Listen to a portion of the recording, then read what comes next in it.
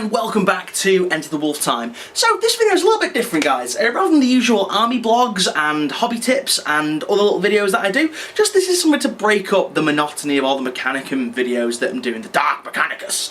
Essentially, my Games Workshop, my local Games Workshop, have decided to run a mini Armies on Parade. Nothing really up for grabs or anything, just a chance to get in there and show off your stuff, basically. And that is on, not this Saturday, Saturday after, that'll be the Saturday the 21st. Don't quite know why that is relevant, because this video will be going out after the 21st, once I've actually decided to, well, finish off what I'm doing. Well, basically, I'm doing a terrain board, and I'm going to be showcasing my Mechanicus army, because I think it's probably one of the best armies that I've ever done to date. I'm just really chuffed with it, and just wanting that opportunity to show it off. And you know what? Maybe I'll get a gold, maybe I'll get a silver, maybe I'll get a bronze, or maybe I might not even get nothing at all. But it'll just be fun to participate. But anyway, guys, so I'm going to show you what I have been doing, basically. Okie dokie, guys. So here's what I've been messing about with. Essentially, this is a board. This is an old piece of wardrobe. Now, the rules for Armies on Parade is it's supposed to be a 2 foot by 2 foot square. Now, I don't have a 2 foot by 2 foot square. This is a little bit short of 2 foot by 2 foot, mainly because I can't afford to go out and just buy a 2 by 2 piece of MDF these days, mainly because I've got no job and shit. But anyway, so what I decided to do, reuse some of my old laser cut MDF terrain from Wargame Model Mods for this piece. Essentially, it's going to be a desert theme to fit with the desert theme on the bases of my Mechanicus guys, as you can see here, kind of, even though the light is not particularly great. So essentially, it's going to be all desert themed. I basically primed this entire board. This was my Inquisitor board before I decided to chop it down a little bit, which was, again, it was over 2 foot by 2 foot then. But essentially, it's based in US Brown by Vallejo. Used pretty much a whole pot of that, which is crazy. And the light brown patches, you can see here, are Games Workshop's Grell on Earth, because I want like a cracked ground effect. Now, what this is doing, I've also gone back over on this support strut thing here, and I've made that look a little bit more rusty and things. Other stuff that I've done, essentially I've just gone over this again with a bit more rust, and this is actually the piece with the LEDs. Are you ready? Ooh, glowy! But yeah, so just add a nice little bit of immersion in it.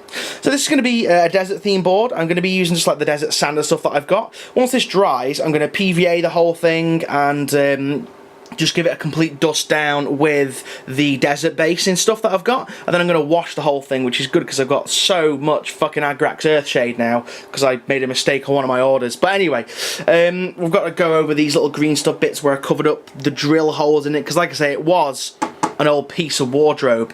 But yeah, guys, so that's basically just what I'm going to be doing. So join me soon when this has hopefully been based. Also, I've been really lazy in regards to painting it, because obviously I didn't want to run out of paint completely, so I've kind of left that completely just what it was before, but that covers it up nicely. I'm also going to be going over the edges of these here with the sand, and one thing I'm doing is when I put the PVA down, I'm going to put the PVA down on these, and then what I'm going to do is put the sand over it and then lift these off, so it gives me a perfect impression as to where these are going to go. Also, it'll mean that, like, especially the support strut leg bits here, it'll mean that they will also look like they're kind of buried in the sand and stuff like that. But anyway, guys, thank you, and join me in a second. Not in a second, it'll be merely a second for you guys, but in reality it'll probably be a day or two. Okay, guys, so it is the morning of Armies on Parade. Sorry I didn't give you a bit of an update with the board, but I'll basically explain what happened. Essentially, I was going to use my laser cut MDF terrain from Wargame Model Mods. I had it all set up, all based, all sorted, all done and dusted. Then I popped into local Games Workshop a couple of days ago and was like, oh Dan, you know, what terrain can you use? Blah, blah, blah. I was like, oh, it has to either be scratch built or GW. I was like, fuck, what am I going to do? I've got no scratch built terrain that I can use in time, nor can I buy any, because obviously don't have the money at the moment. So I was like, right, fuck it, let's see if I can borrow some. So I borrowed a load of terrain off Pidge just to use, just to give some elevation. So we'll see how that goes today, and yeah, basically, let's get going. Oh, obviously sanded the board, applied the Grail on Earth, did all that kind of stuff. You guys are going to see it in a bit anyway. I'm going to try and get some footage of my board, my display board, and some of the other entries as well. Don't know how many are going to actually be in there, so we'll just see. So join me in a second.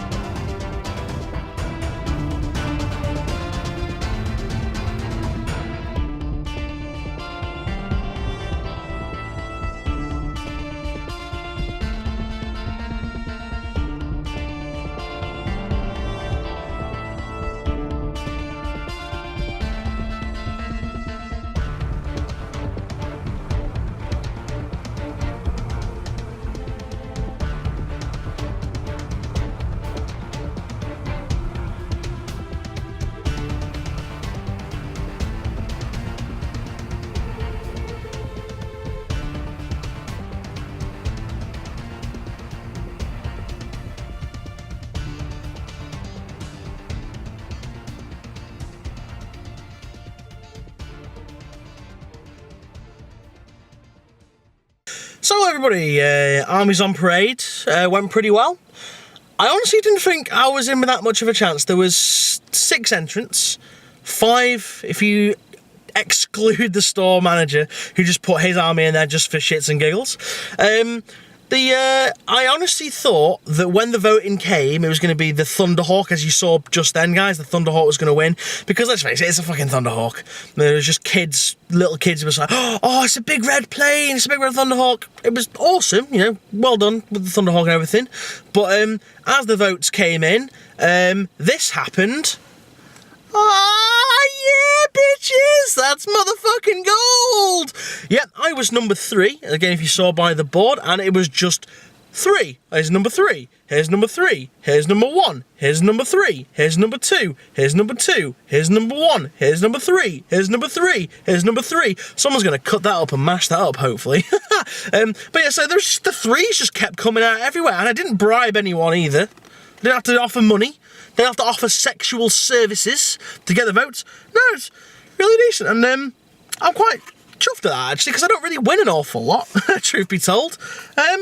Most unexpected. The army is currently in the safe hands of the staff member, who will remain nameless for confidentiality purposes.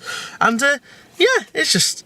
I'm really surprised. I don't really win an awful lot, and that's really nice to win first place in something as well. Granted, there was only 5 armies and stuff. It was brilliant. I think the one with the Thunderhawk came 2nd, and I think the Chaos came 3rd. The Tyranids, unfortunately, didn't place. I really like the Tyranids. In fact, you know what? When I get back, I'm going to discuss some more of the armies with you. So I'm just going to go home now. I'll see you guys in a bit. Goodbye. Hello everybody, so now we're back basically, guys. So yeah, so just some of my thoughts on some of the other entries in the competition. So we had obviously my Mechanicus, we had some Tau, we had some Tyranids, we had some Thousand Suns, and we had some Space Marines as well in there. First and foremost, on the Space Marines with the big ass Thunderhawk. Really nice, very vibrant miniatures. I like them an awful lot. However, I did think that the colours did clash a little bit, because there was a mixture of Blood Angels, Imperial Fists, and then the terrain was green. So you're talking red, green, and yellow. What was that? Thought I heard my phone vibrating. Yeah, so red, green, and yellow. It's a bit of a Christmassy kind of mix, if you ask me. And it was a bit garish, but the actual overall paint jobs were nice, quite cartoony, quite very block colours, which I do like. I like that kind of paint job on miniatures. So that was my thoughts on that. The Tau, very nice. If there was only a small force, I thought it was pretty decent. A really good attempt. It was nice and crisp, and it was blue as well. And I always find painting blue one of those things that it does either get everywhere or other stuff rubs off on it quite easily. So a blue paint job on the Tau, nice and crisp, without an airbrush as well. I was chatting to the guy that actually did them. Really nice job on them, like I say, even if it was just a small force. And he only did those Tau in a week as well, which is really nice. The display piece that he actually had, I thought it was a Frisbee at first that he'd done it on. It wasn't. Apparently it was just like a pan or a pot lid or something like that. So nice. It's amazing what you can actually find to do stuff with. Other stuff, the Tyranids. Oh my god, I fucking love the Tyranids. If I was allowed to vote, I personally would have voted for the Tyranids, and that is not me being like, oh, you know, I'd vote for the Tyranids, you know, because most of the time if you enter something and you do get to vote, most of the time you vote for yourself. That is not the case in this one. If it was me, I would totally have voted for all those Tyranids, because they just gave off such a Starship Troopers vibe, and I fucking love that film. It's amazing.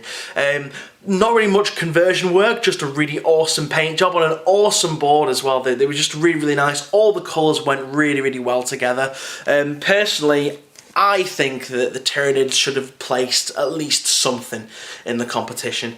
They should have got silver, at least. Not that I'm not saying that, you know, I deserve to get gold. I'm just saying if I didn't get gold, I think they should have got gold personally, but I did get gold, so I think they should have at least got silver.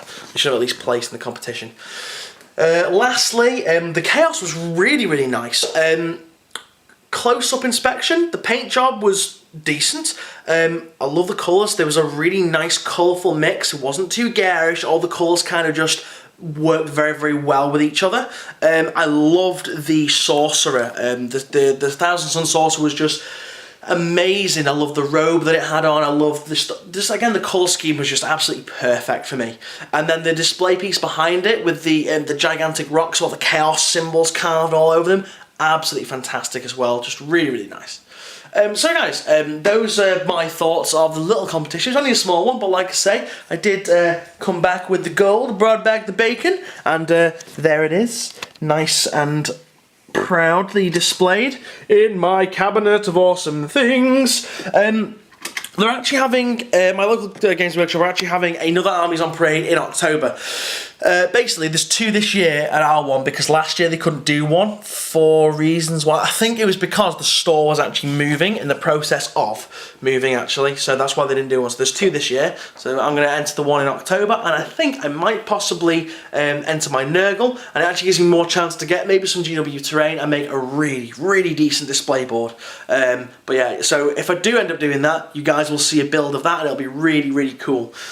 So guys, that's my little Armies on Parade video, my little afterthoughts of it. Thank you very much for watching, and I'll see you guys again. Goodbye.